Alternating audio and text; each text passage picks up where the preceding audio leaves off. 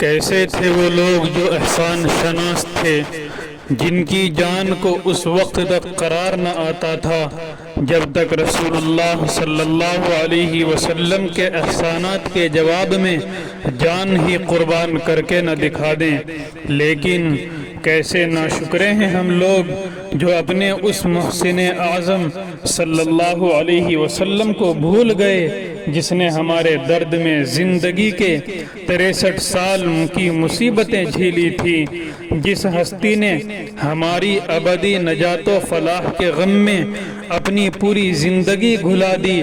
کیا اس کے لیے ہمارے وجود میں خون حیات کا ایک قطرہ اور اشک انفعال کی ایک حقیر بوند بھی نہیں؟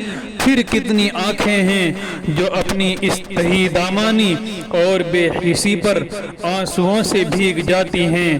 کتنے دل ہیں جو سینے کی گہرائیوں میں اس صورت حال پر تڑپ اٹھتے ہیں؟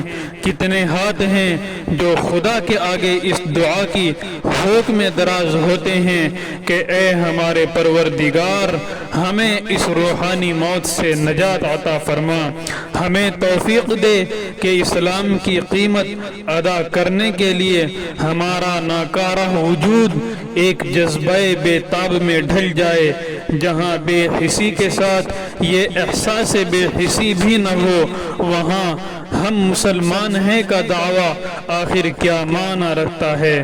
جی ہاں، ہم مسلمان ہیں، تسلیم و انقیاد کی ہر ادا سے عاری اور پھر بھی مسلمان۔